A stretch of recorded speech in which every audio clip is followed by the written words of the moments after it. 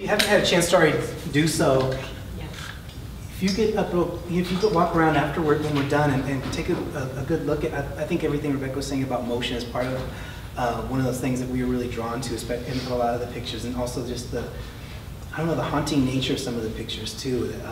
That it's really, they're tremendously beautiful, and so we're really happy to have them in our journal and be able to showcase them here at Malvern. Before I get to some of the issue 42, one of the things that's special about the journal is that we decided to have a special section, which I think is one of the first times we've done it, at least not forever, in a long time, dedicated to Cantamundo poets, or Cantamundo fellows. And so I want to talk a little bit about that in a little bit, but before I do so, we brought one of the contributors from issue 41, our previous issue, John Fry here, to also read and share some of his work, because he wasn't able to make it last time, so we wanted to kind of steal him so we can have him read here and represent the Borderlands family. And one of the things, I got to meet John before, I think I might have just become the editor at Borderlands, and we were at Poetry at Round Top, and we both were getting prepared to start a PhD program at UT. And it was a super huge blessing to meet John, number one, because we both kind of got to share our anxieties about becoming PhD students, and we got a first class together, and we got to be swim buddies, is what I like to call it, so I can kind of share my anxieties, he can talk about his stuff. But then also once I got introduced to his poetry, I immediately tried to twist his arm to get him to send poems to Borderlands, and I was glad that he did. And so we were able to publish, I think the one, but we wanted to, there were several of them that were, and I hope you might get to read a few of them today that were extremely beautiful. So I'll read the kind of traditional bio that John has, but also it doesn't say quite enough about not only how cool he is as a person, but how great he is as a poet. John Fry's poems have appeared or are forthcoming in the Colorado Review, West Branch, Waterstone Review, the Laurel Review, Washington Square, and The Offending Adam, and others. He's an author of the chapbook Silt Will Swirl, and a graduate of the MFA program at Texas State. He lives here in Austin, where he's the poetry editor of Newfound Journal, and is a doctoral student, as I've already alluded to, at the University of Texas. So if you will, please welcome John up so he can go away.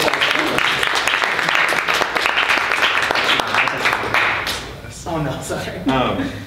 Thank you so much, and thank you, Malvern, for hosting this. It's funny that I am able to be here now, because 3 years ago, the other three women who were amazing poets who were reading, I actually met and read with them then at the Flor de Nopal Literary Festival, so it's an honor for me to share space and community with them again. The poem that was published in Borderlands is the second poem in a sequence of three titled Debris Field. So I'm going to read that sequence, which is not particularly long, and maybe one or two others. And these come from a manuscript I've been working on for the past several years.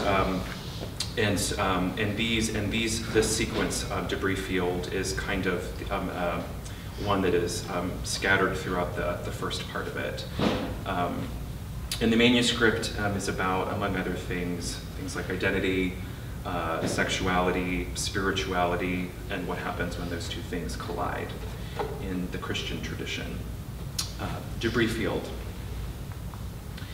In the agony of an 11-year-old afternoon, storm clouds blacken, 180 degrees, gun-metal rim of San Angelo horizon foretelling twister weather or, God willing, rain.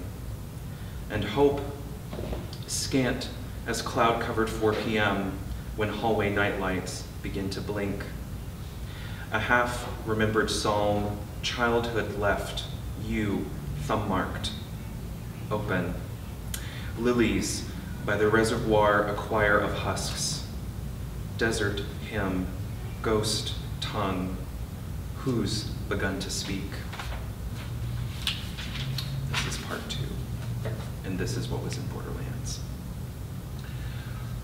Before the world darkened, you'd already memorized the Alpha and Omega, shadows tattooed, verses engraved upon skin.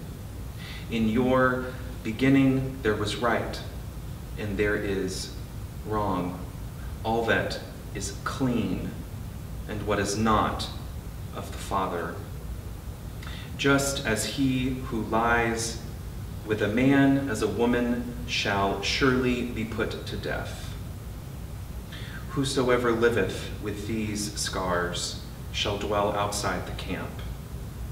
Where there is keening, wild-throated howls.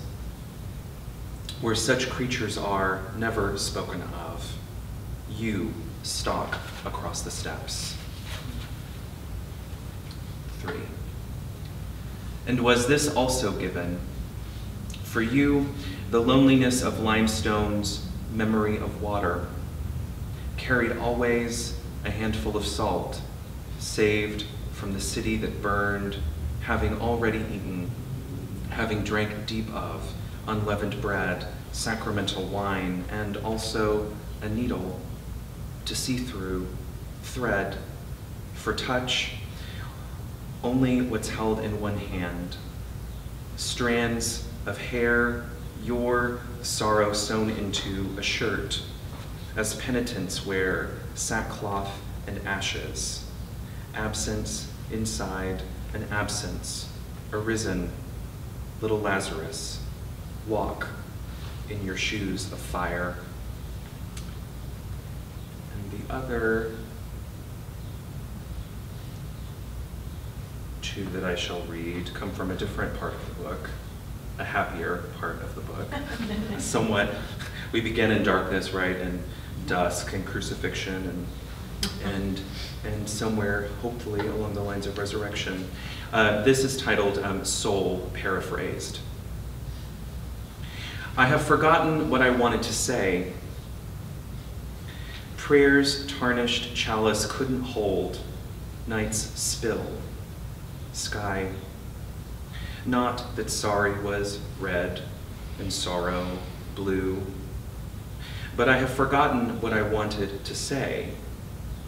Something understood. The water wheel is still waiting for river song. After fireweed blighted the wheat, field long fallow, whisper, sunrise, touch me, tendril, leaf, be green. And this last one is titled, Every Time You Wish the Sky Was Something Happening to Your Heart. As if it had something to do with religion. Spirit in the wheel of cattle egrets spun out of the scorched field, lonely for livestock. Again, alfalfa eyes yet asleep. Moon becomes salt pan, and as if the gloaming welled out of hallowed ground. I will not let thee go, Jacob's pillow, except thou, white feather ladder, bless me. Thank you.